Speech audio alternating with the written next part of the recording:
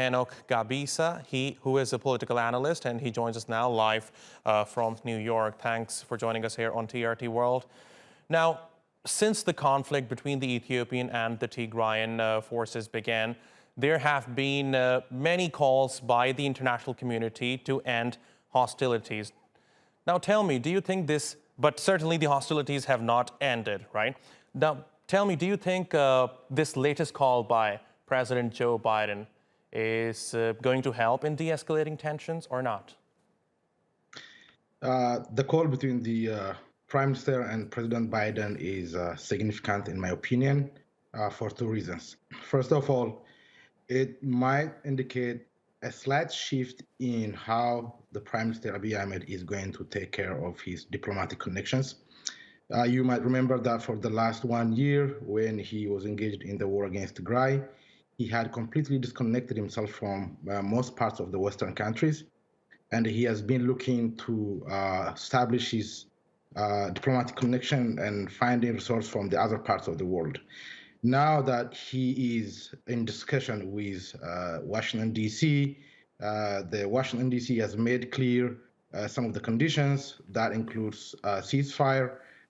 So it sounds like there is a diplomatic retooling or regrouping from the Prime Minister Abiy Ahmed, and that might be a welcoming news on the Washington side. On the second side of this analysis, we also understand that in the past few days, the Prime Minister has released a few number of political prisoners who were leaders, but still a huge number of political leaders or prisoners remain in jail. So there are a few changes that we have to really agree with. We've been criticizing the Prime Minister for the last many months, but if now he is strong enough to penetrate through the challenge that exists within his own cabinet, because we know in the last few days during the meeting, his cabinets have been persistently objecting to some of his welcoming of ceasefire ideas. So if he can penetrate through that, there is again another window of opportunity to stop this embarrassing humanitarian crisis, the blockade that has been imposed on Tigray. So there is again a chance. That's how the phone call between Prime Minister and the President might play a factor. Now, Henok, as I understand, there are Prime Minister Abiy Ahmed is facing a political turmoil within his cabinet, and this is one of the reasons why hostilities between the Tigrayan and the Ethiopian forces have not ended. That's absolutely true.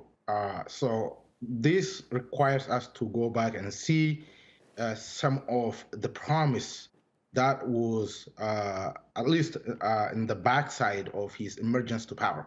When he came to power, he ran on the ticket of restoring human rights, democracy, and then implement some of the reform ideas that have been problematic during EPRDF era for the last 27 years.